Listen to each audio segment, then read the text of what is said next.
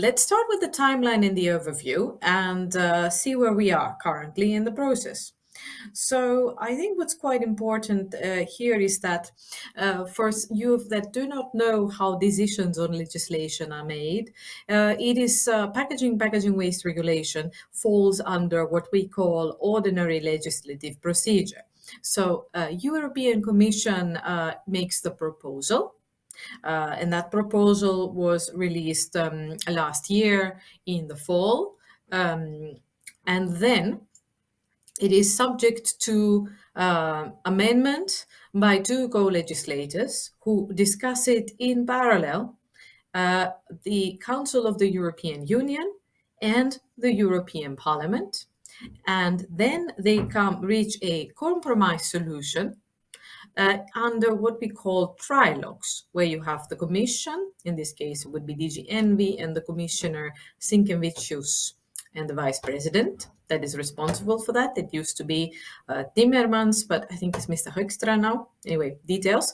The member state that holds the presidency, and it probably in this case will be Belgium, and the parliament rapporteur and potentially the shadows. So they are the ones that need to reach a compromise. And when they do reach a compromise, then we have an adoption of the legal text. And that is for the regulation of the packaging waste regulation. The secondary legislation, the delegated acts and all that, that comes at a second level. All right? Now let's carry on. Here we have tried to put a timeline together. Sorry, is the presentation still there? Because thank you. Perfect, because I also need to see it. I think what's here very clear to say is that we are now preparing for the plenary vote in the European Parliament. So if you look on the right-hand side, you will see that the date we expect it to happen, but it's still subject to confirmation. Everything's very fluid right now, is the 22nd of November. So it's coming very soon. And when I said number 444, it is the amendments that are currently being subjected to plenary. And it's quite a huge number. And I think what's also very important to say is that this is a very highly political file that has received a lot of attention. We didn't expect that many amendments, and there will still be some more, but it's going to be a very long vote. What has already taken place in the Parliament, the Envy Committee, so that's the leading committee in the Parliament, has voted and adopted the draft report. That took place on the 24th of October, and then previously the ITRE committee, who have joint competence with the Envy committee on the articles on the ban, so Article 22, and the reusable targets, which is Article 26. They already adopted their report. What's happening in the Council? Well, the Council is having continuous working party meetings. And we expect that their general approach will be adopted on the 18th of December. We saw the Belgian presidency today in a breakfast event that was held at the Finnish Perm Rep. And they said that they also have the intention to finish it in December. So let us see. And so you can already see the dates underneath. So Belgian presidency will take place in January. So what they were referring to before was that the general approach will be adopted. They will push for the general approach to be adopted with the Spaniards because they hold the current presidency for December. And then they will be ready to go for the trilogues. And they would like to finish it for this legislative term and for this commission. When the regulation is adopted, so when the trilogues are over, then the entry into force will be the application will be 12 months after entry into force. All right? So that is the timeline, or the approximate timeline. Everything is approximate these days. So I mentioned the Envy Committee vote, which took place on the 24th of October. And it's quite interesting because the Envy position was adopted with 56 votes in favor, 23 were against, and 5 abstentions. We had the report by Frederick Ries, rapporteur, but and her compromise amendments were all adopted. However, one thing that was quite interesting was that the European People's Party, led by the shadow rapporteur, Mr. Salini, so his initiative, he proposed alternative compromise amendments for the envy vote on the Articles 22 and 26. And they, despite the fact that they were supported by EPP, ECR, and ID as well, so that's far right, and that's another story, they secure a majority. But if you see the how many votes were left for it to have a majority, there was always a difference of 3 and 2 votes. So it was a really close vote. It was really the envy report of Ries passed by, one could say, the skin of its teeth. So in a way, that was a little bit of a premonition of what would happen in the plenary vote. That you see, there are so many amendments now that are being tabled. But I also want to avoid the political discussions and intrigue at this stage, because this is a running file. But I still thought it's good to know that everything and anything could change, and anything could change at the last moment. But what are the policy measures concretely? That's my favorite part of the discussion, to be honest. So here I will show you what is different, and we have tried to fusion together what the Commission has proposed and what the ENVI report, which is the most stable thing we currently have, has added. All right? So what is the objective of the proposal? That the packaging have to be recyclable by 2030, and it needs to comply with what we call design for recycling criteria, and also recycle the scale by 2035. The 2030 and 2035 remain indicative dates. We still have the recycling targets for 2025 and 2030. These are horizontal, but also per packaging material, plastic, paper, wood, etc. Same as the current directive. I'll show them up in a second. So that's something that they took from the previous packaging waste directive. There's a modulation of EPR fees on the basis of the recyclability performance and the recycled plastic content. And what the ENVI report has added is a target for separate collection. So if this passes, let's see, by 2029, member states will have to ensure that 90% separate collection for packaging materials by weight has to be achieved. And that is to enable further recycling and meeting the recycling rates for the packaging materials. Mandatory labeling for both packaging and water and waste receptacles that can facilitate sorting, labeling for usable packaging. But at the same time, there will be a voluntary label for information on recycled content. And the recycled content is for the plastic part of the packaging. All right. And then coming to that, we have recycled content targets on the plastic part of the packaging that are set both for 2030 and 2040. And those targets, I understand they're not the focus of this webinar, but they apply to both contact sensitive, including food contact materials, and non-contact sensitive packaging. Good. And what else do we have? Well, you can't talk about the packaging waste regulation without the reuse and refill targets. Reuse and refill targets come per sector and come per package, and also linked to packaging type. So we have reuse and refill targets for large household appliances. So your new TV, for example, food and drinks, alcoholic and non-alcoholic beverages, but also for transport packaging, which is B2B, but also from the side of one economic operator to the other one in across Europe. Also e-commerce And the Commission proposal had two sets. One was 2030 and one 2040. Then you come with the restrictions on the single-use packaging, which is applied to also a variety of packaging types, single-use packaging types, such as in Horeca eating, miniature hotel packaging. And what was quite interesting was that the Envy report has also added in the Annex, so it's under Annex 5, linked to Article 22, for packaging that doesn't comply with the design criteria of Annex 4, which has got to do with hygiene, safety, and so on. In the beginning, when that was proposed, it was named unneeded cardboard packaging, but now Annexes has evolved since that. Then we have horizontal packaging waste reduction targets for member states.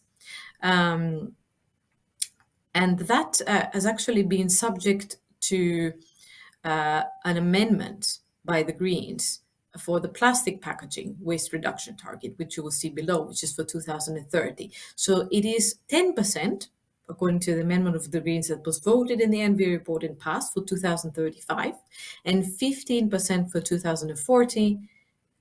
But sorry, 10% for 2030, 15% for 2035, and 20% for 2040. So there's a bit of an increase of ambition there. So now, if we were to, let's see.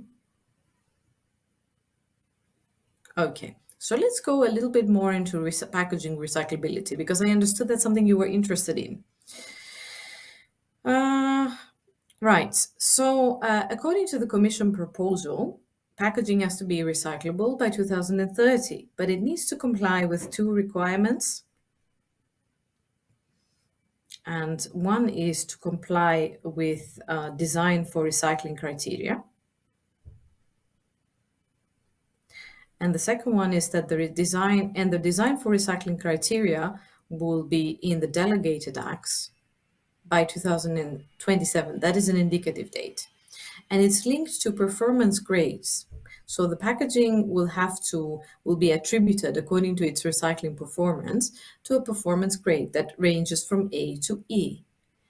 Grade E will actually be the lowest recycling performance, and it will consist in a ban from the market.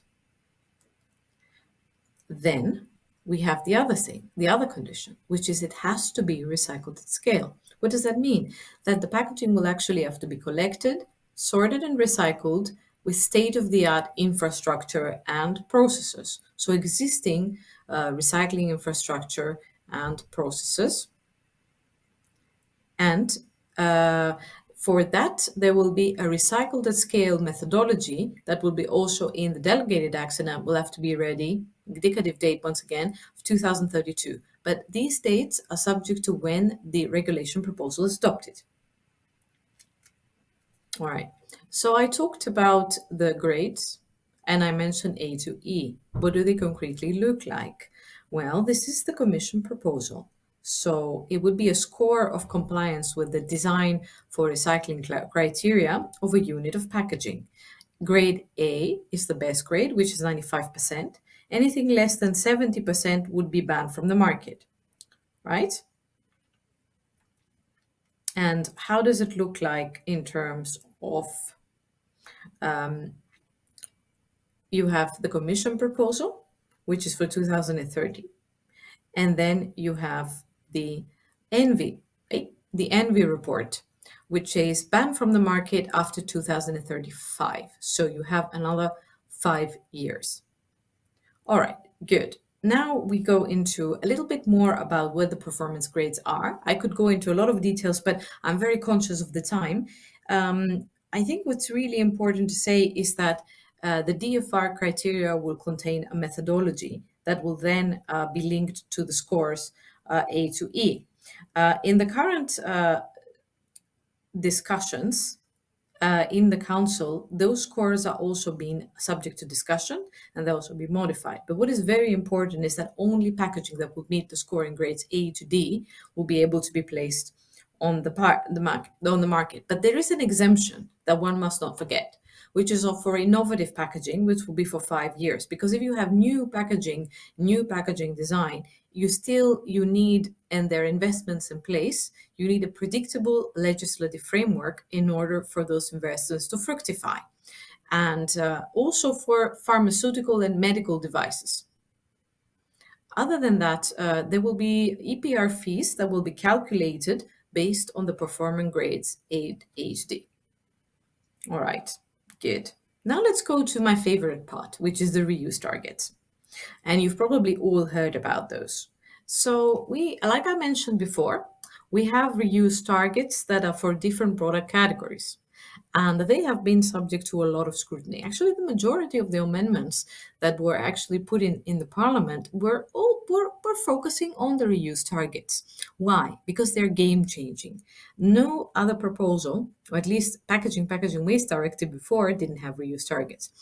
Now, you will see that I've crossed out some things. Well, the ENVI report has measured the ambition and has said what can actually be implemented.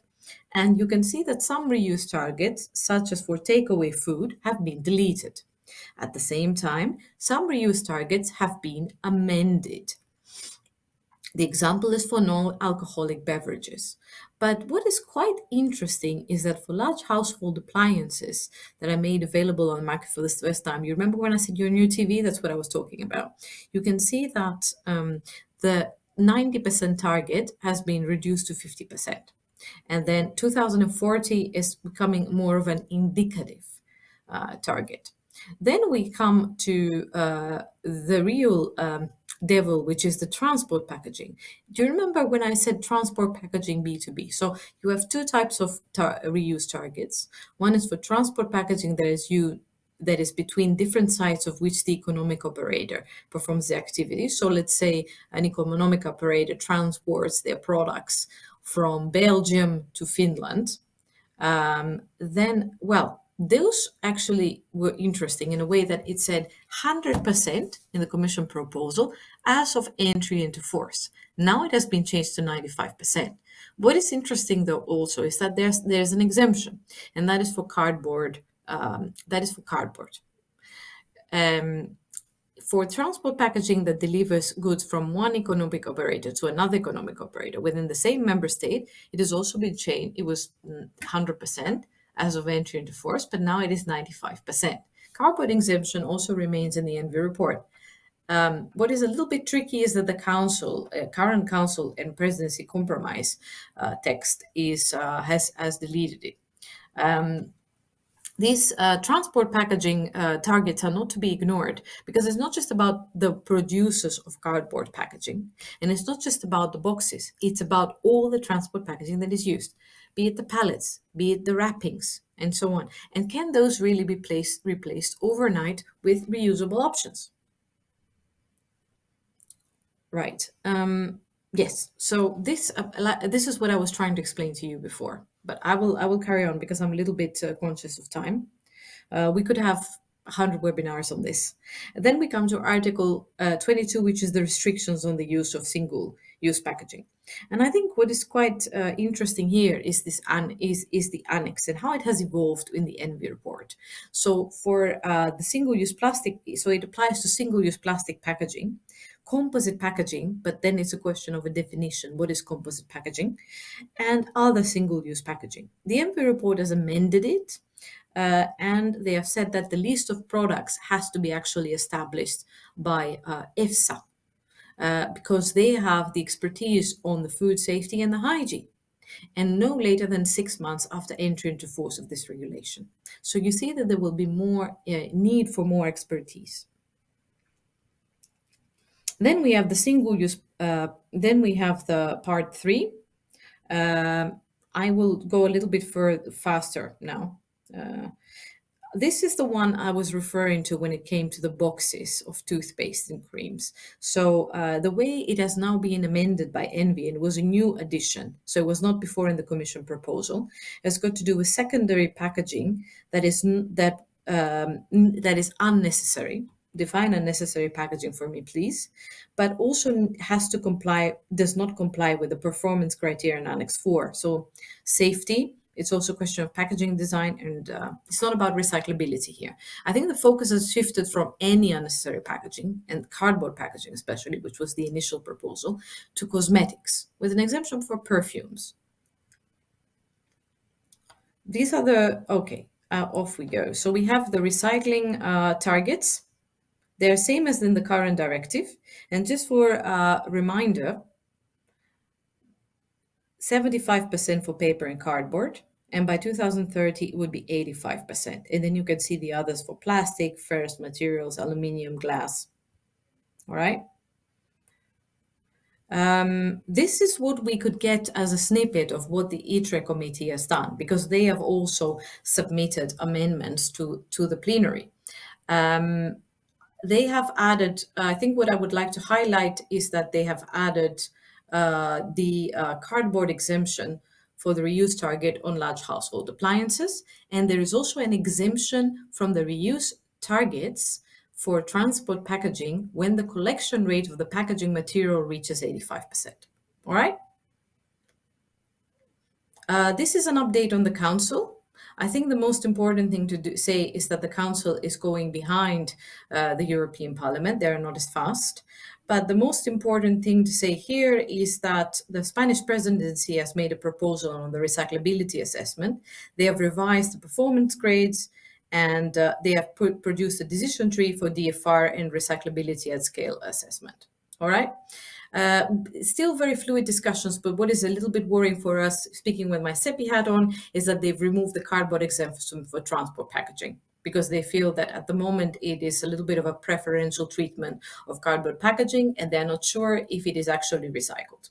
So there have been quite a few working party meetings. It's the Working Party on Environment that is leading this discussion, and that is working on the compromise text for the trilogues, and it is led by the Spanish presidency currently. Before it was the Swedish presidency. They've had meetings on 24th of October, 31st and 31st of October. Of course, there are a lot of discussions between member states going on behind the scenes. And there's been a working party meeting on the 17th of November. We have seen a new version of the compromise text, but we still cannot say anything at this stage because we haven't finished our analysis. What we know is that the next discussion will take place on the 27th of November. The discussions are mostly involving around waste management, extended producer responsibility, return and collection systems, the reporting obligations to member states, and there are a lot of discussions also about definitions. So just to be more concrete with you, definition of high quality recycling, recyclability, composite packaging, and there are also some definitions that are missing, such as on plastic packaging.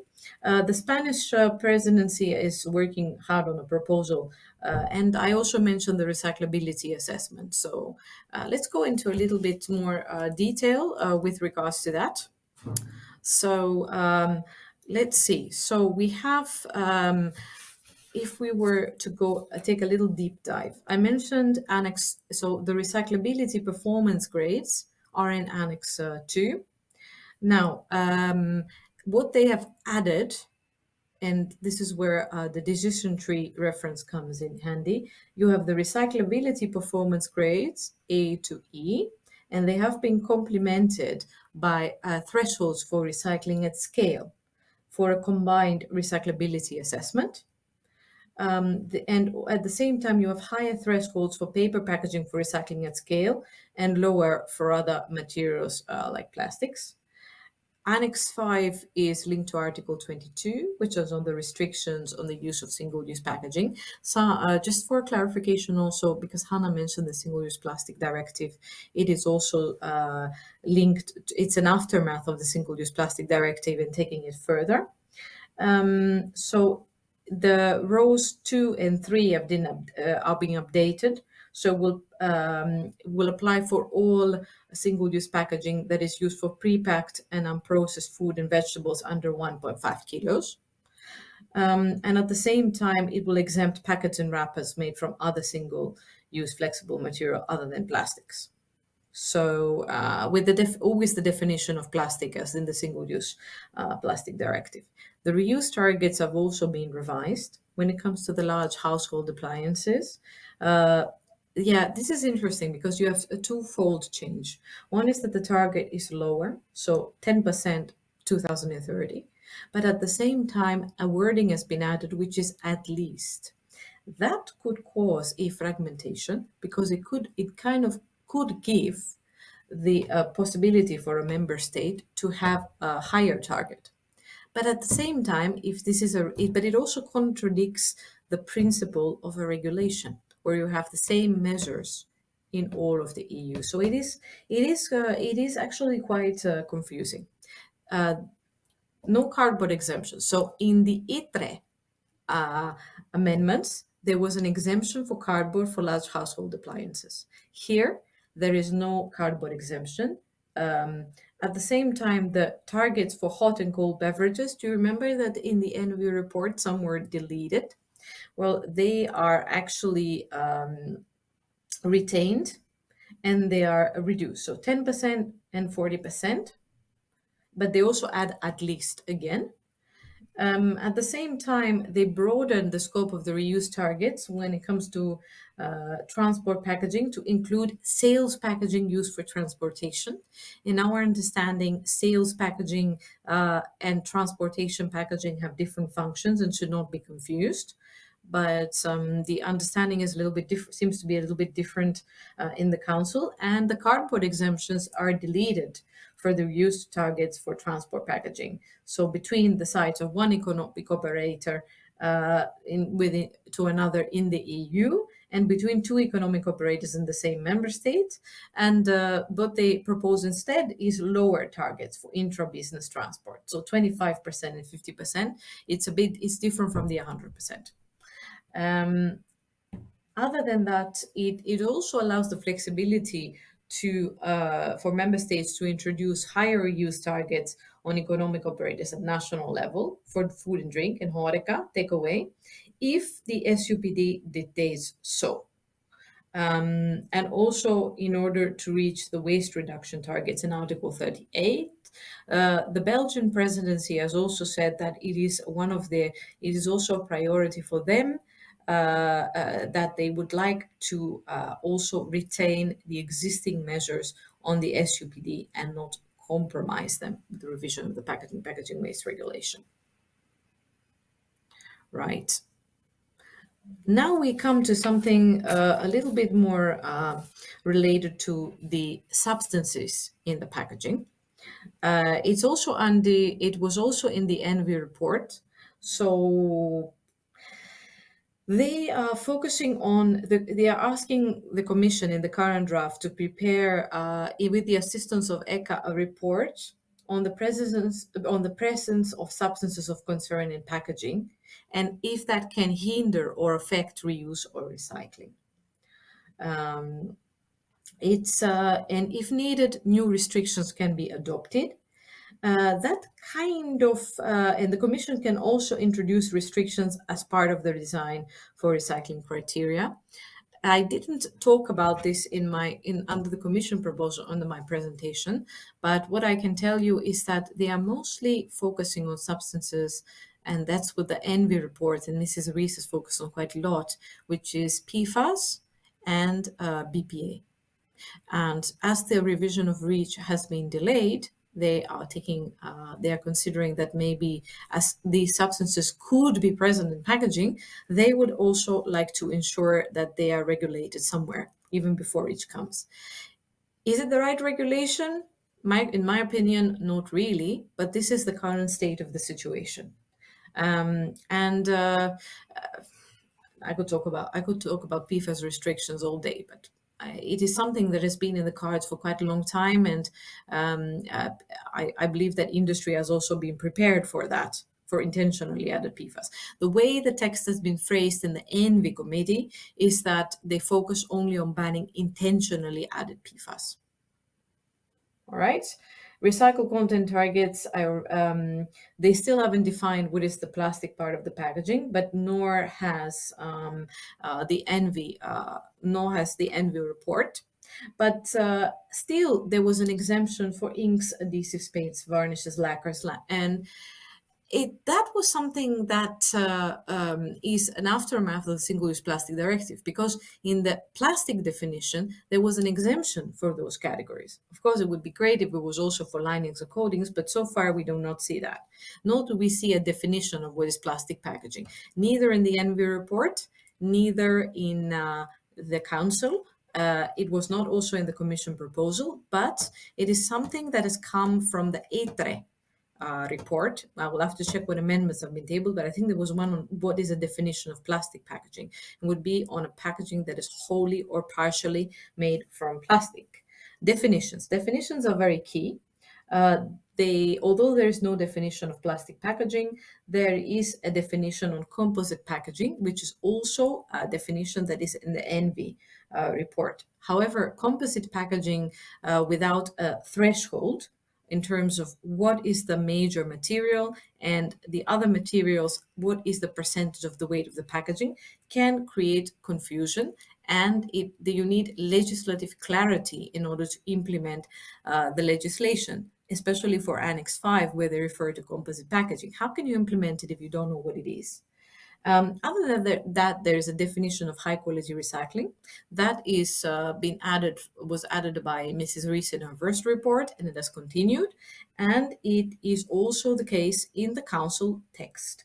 It is still relatively narrow because it says that the recycling, it focuses on product loops rather than material loops. So they say it's phrased for packaging or for similar applications. If you want more details about how the definitions are phrased, that is something that I can provide you with some extra slides that I've thrown in for some reference. Okay, now I think I've covered everything, Hannah. Good. Excellent. Very good additional slides. There were actually answers to some questions that we had from the online, but yes, as a summary, thanks for the detailed information, and still at the same time, again, we noticed that there are quite many topics and details in the matrix that are not yet clarified, and are sort of like definitions are needed in order to have the whole chain of understanding in place before really knowing that what the PPWR is about. Really complex.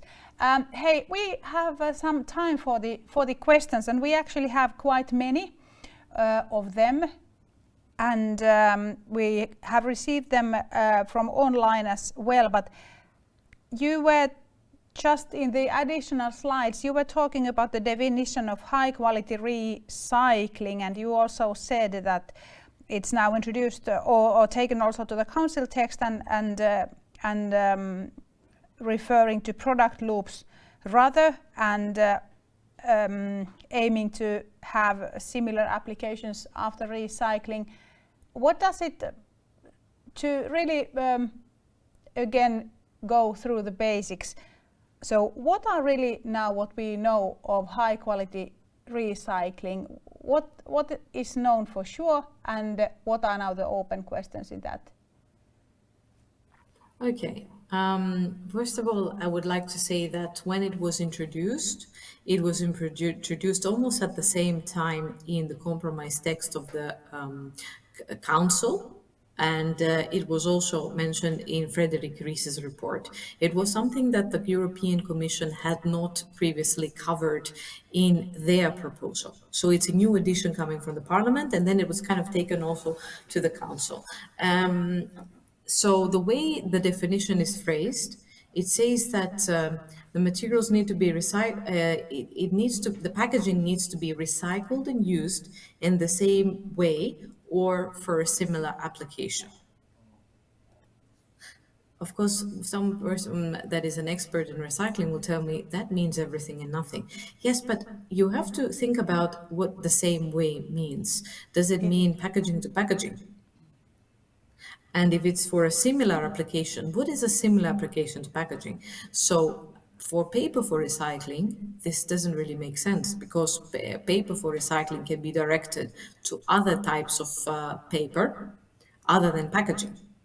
Indeed. And in a way, what is key is not to jeopardize an existing recycling system that is already working so well. I mean, Eurostat data from 2020 show that the recycling rate is 81.5%.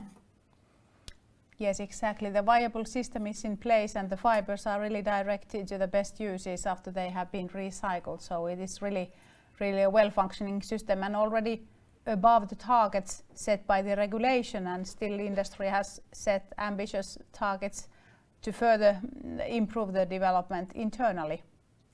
Yeah. Indeed. But there is also a relationship between the definition of high quality recycling and another definition, which is the definition of recyclability. And there it refers to the use of recycled materials to replace the primary raw materials in new packaging. Now do you see the product loop a bit better? Indeed so. And from that, let's go to the next question regarding recyclability grades A to E. So was it so, you said in your presentation that level of recyclability is affecting with certain time span also to the EPR costs. So the question from online was that what level of costs we are talking about and how likely you see that they will really steer the development towards better recyclability? Well, I mean, in a way, at least the way the Commission had envisioned it when they made their proposal, it was that the category A would be the best performer, and they would get a reward. So it would be rather a more of a cost saving, but it is very hard to predict at this stage what would be the actual percentage of the costs. Okay, then another good question from online. I am very concerned about the reuse. How will it be organized physically and practically? It's that's a big question that we It also is. have. If you take the transport packaging, for example, or if you even take the horeca, when you speak about reuse, it would have to be a closed system. It would mean careful logistics planning. It will also mean that the consumer will need to trust, and they would also need to be part of the process. And with that also comes refill. And there's a limitation to which a business like a small coffee shop and so on can say that, okay, bring back your receptacle to me, but if you haven't cleaned it, you cannot use it. So it's really a question of discipline. But then when it comes to the transport packaging, it could mean, I mean, it's not just about, like I said before, it's not just about the boxes. It's about the pallets, it's about the wrappings, it's about the wires. They are not deemed reusable under the current definition of reuse, right? And it's a bit too late to put a new definition in now. So they would be single use and they would have to be replaced by reusable options. They would need to be, how can I say it? First of all, I don't know what these reusable options would look like and also what they would weigh and how much space they would actually take. Could it also mean that you would have to build new warehouses to house that? How will you assume their cleaning and their safety? And the other thing is that if you have companies that do, and I think anybody who designs or provides paper for packaging or materials say that it depends on what the customer asks. We do tailor-made solutions. So the packaging, the transport packaging of the product needs to be able to preserve the functionality of the tailor-made solution. How will the standardized options actually take place? So the answer is we don't know. We also don't know what the reuse rates are. They were not covered in the impact assessment of the Commission. And LCA studies currently give us a mix of different reuse rates. So we would really need clarity on that matter.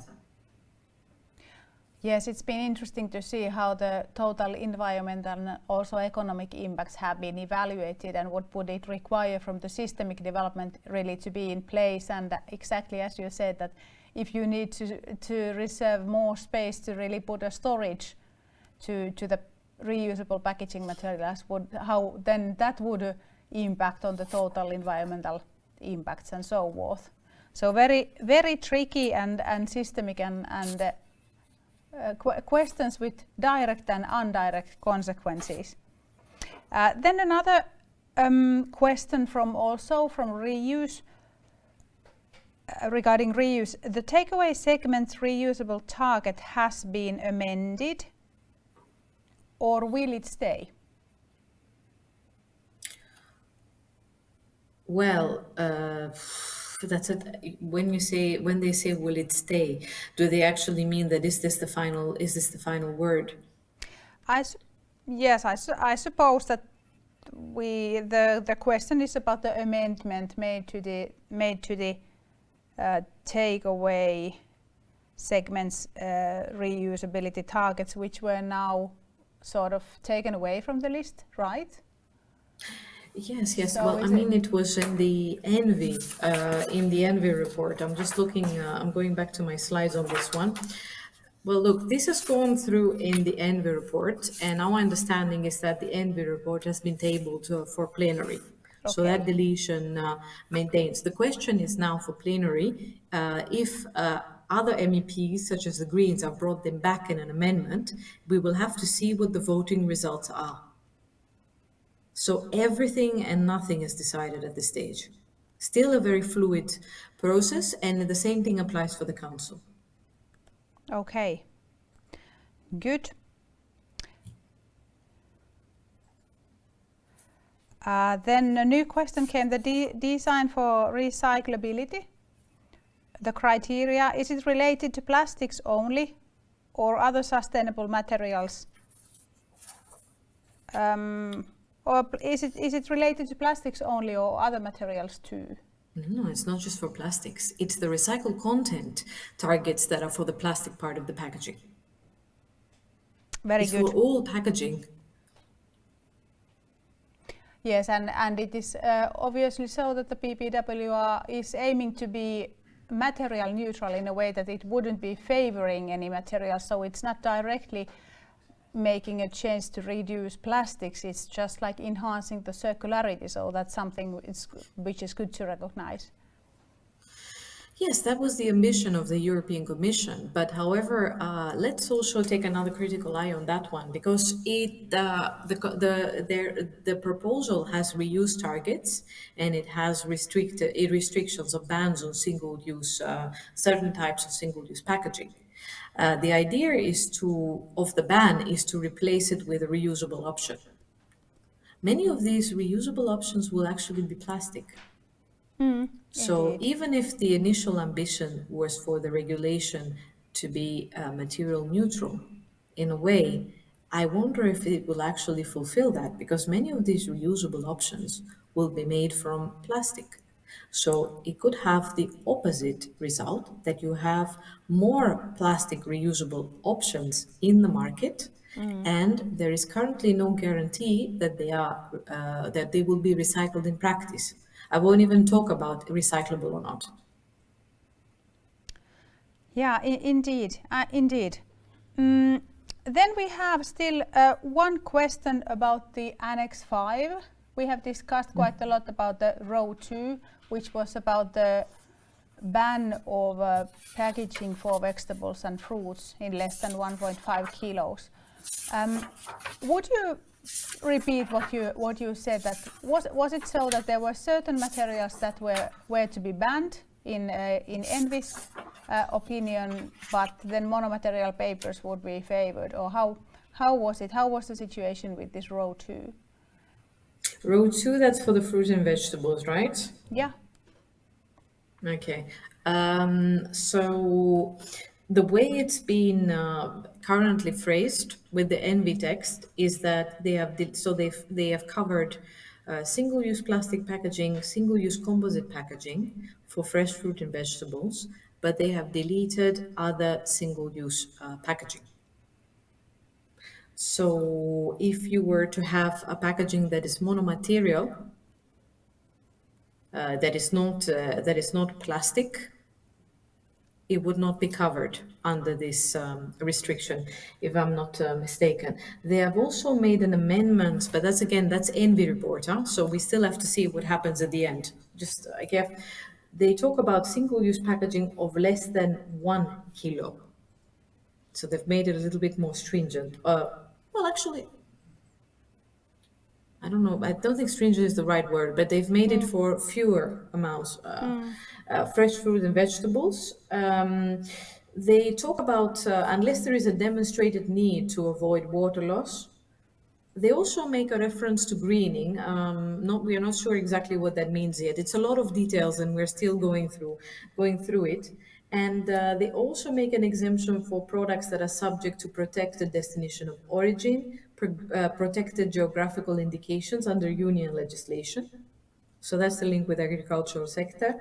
And the actual list of products. So before it was left open on what is the list of products, but now the way it's been added in Envy is that the list of products will need to be established between the Commission in consultation with the member states and after receiving an EFSA opinion no later than 6 months after entry into force of this regulation. So that will opinion of EFSA.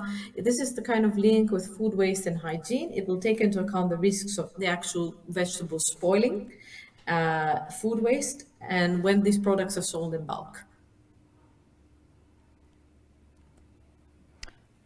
Good. Let's then see how it goes with this.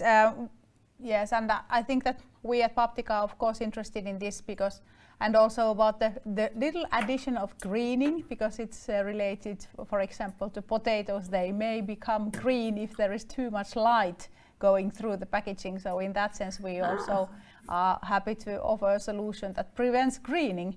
But yes, okay, good.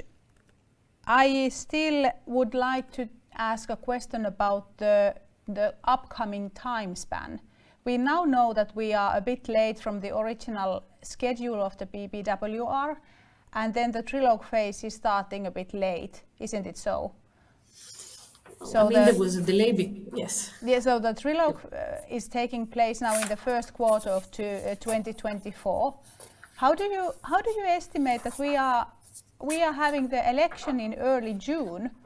So will we have enough time to have the packaging and packaging waste regulation to be taken to a certain stage under this Commission period? As I mentioned before, Hanna, it's a question of how smoothly the plenary vote goes and if the Parliament can agree its position at the current plenary.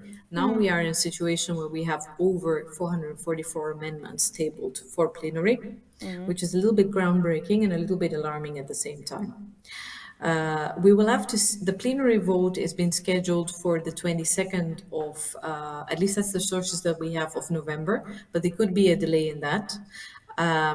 In the council, we expect the general approach to be ready for the 18th of December, but just bear in mind that it really depends on the negotiations of the plenary and if the Parliament will actually manage to adopt its position. The second thing is whether the council will manage to do so. They seem to have the ambition both to finish before this legislative term ends and have the plenary in the next year before the next commission comes into before the next commission takes a seat. And it would give some legislative predictability, because then we would have to talk about the secondary legislation. But at this stage, I think we will just have to wait and see and take it day by day. We will know much more after the plenary vote.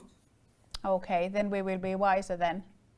Yeah, and we actually discussed that now that we have been following the development of packaging and packaging waste regulation together in the last springtime, and now this one we can also continue and give update in certain important time point in maybe in early 2024. So that will be provided to our audiences too. Hey, Next we're gonna hear a bit more of the recyclability at scale regarding plastics. We have now discussed a bit about the the large-scale recyclability of fiber-based packaging materials. Anna, I would ask you to go through once again that what was the target of PPWR for the plastic recycling for 2030 and onwards? Just give me a second, Hannah. I have Sorry it on, for I just have it- hitting you with the questions like that. I know that Don't you worry have about so it. profound knowledge that you have all the answers to be given by heart. No. I don't think everybody has all the answers, but I can tell you that. So you're asking about the recycling targets 2030. So there is and 2035. So for 2030, so it has to be first of all a minimum of 70% by weight of all packaging waste will be recycled. For paper and cardboard, it is 85%. And to answer your question, for plastic, it is 55%. All right? Good. And I 55. suppose I'm checking with our director that we still have time for one more question. There was it's good to keep in mind, thanks for checking the targets, and Lars will tell more of that. Now we have also the question that it seems that also the monomaterial papers are going to more lightweight solutions.